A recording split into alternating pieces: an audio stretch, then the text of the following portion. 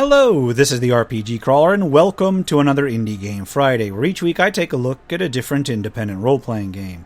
This week I'm taking a look at another retro JRPG-style game, Shadows of Adam. Developed and released by Something Classic Games, it was released on Steam back on February 23rd, 2017.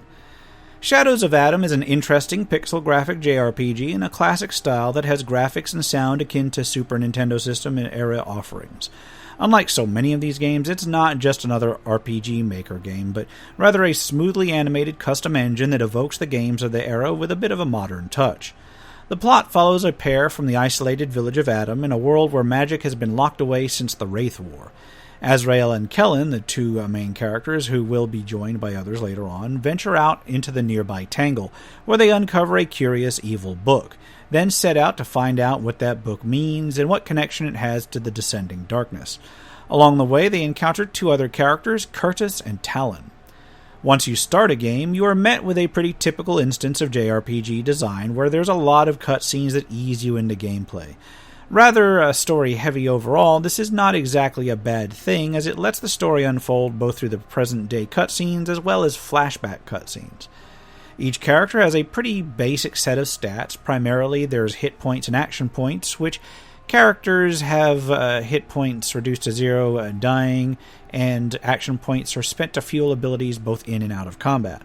Action points regenerate fractionally each round during combat, but not out of combat, and the amount of AP is actually preserved between combats, so if you run out, you just run out.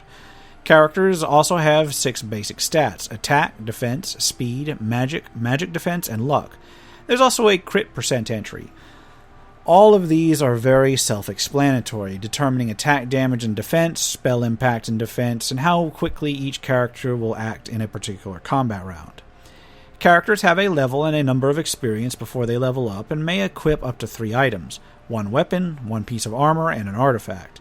Each character pretty much uses different weapons and armors, so upgrading these is pretty straightforward and pretty linear, while artifacts may be used by any character overall.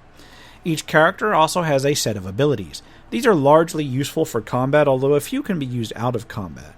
Each has a cost in action points and may target the character's self, individual, or groups of opponents, and the effects are described when each is selected. There's also a number of usable items, from things like basic health potions and revives, to items that may produce effects in combat, such as damaging all enemies or raising attack temporarily. Finally, there are items, such as various juices, that will raise a stat permanently for a particular character when used. While exploring area maps, enemies are displayed on the maps themselves and are generally static, so aside from a few scripted boss encounters that come out of almost nowhere, encounters are pretty predictable in terms of their placement. Combat itself is turn-based, with you assigning each character a move, then characters executing those attacks / abilities / etc. in order based on their speed, with some randomization. Each turn, characters can regain a certain amount of action points, and the basic attacks and a very few abilities either do not use action points or actually cause more action points to be regained that turn. So each combat basically turns into a bit of an AP management game. Enemies are either vulnerable or strong against certain types of attacks, and many enemies have their own special ability set.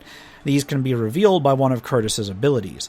Bosses will also have their life bars hidden until such time as Curtis uses that same ability on them.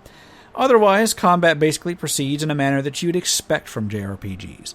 Exploration is done on area maps for the most part, with characters able to interact with certain items, search other items, and speak with NPCs.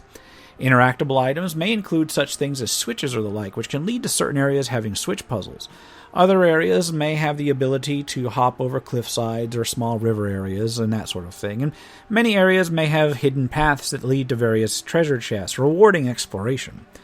On area maps, saves may only be done at save points, which are somewhat rare compared to many JRPGs. However, there is actually an overworld map which allows saving everywhere. The overworld map can connect towns and various other area maps, and is generally represented by a slightly different perspective and graphical representation than the individual area maps, so you always know when you've come to the overworld. Interestingly, you don't actually uncover the overworld map until a little bit into the game, after the first couple areas at least. So Shadows of Adam is pretty typical of a JRPG, one may almost say archetypal, especially a retro-style one.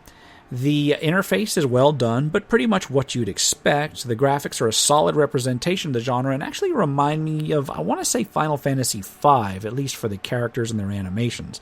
While the general world art does actually look like something a little bit more modern while retaining the same colorful style and feel. The music is decent and reminiscent of similar games, although I really didn't find any tracks to be particularly stand out. Your mileage may vary. As far as the writing goes, I'm sort of torn. The story itself is actually pretty decent, at least from what I saw of it, and worth following, but in terms of secondary elements like minor NPCs, side quests, and townfolk, I found it to be a little bit more confusing. Some of them are really not written that well at all.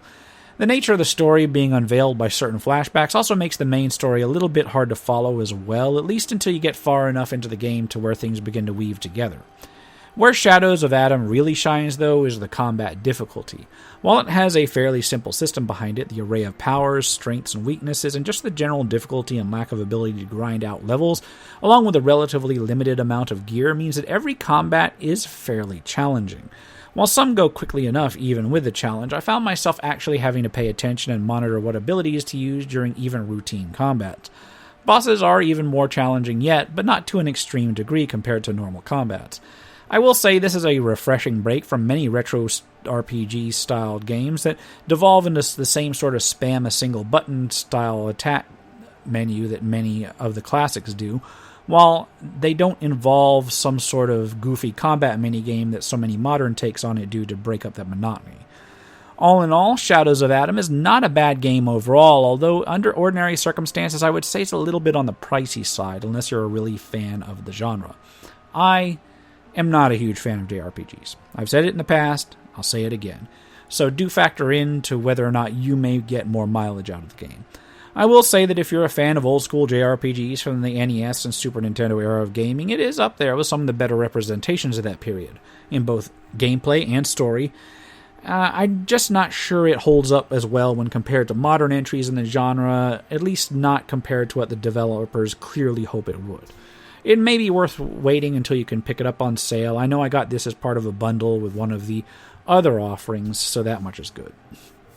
On that note, I'm going to wrap it up here. As always, I will put a link to where you can pick it up in the description below. Also be aware that it is available on other platforms now as well, so if you want to pick it up for a particular console or whatever.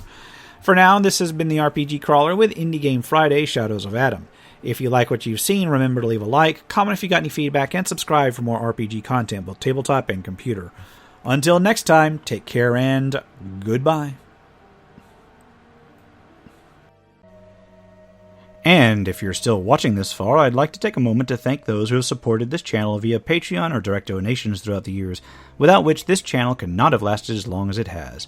For those who are feeling particularly generous, you can still support my work through Patreon and now through Subscribestar as well, through the links in the description below.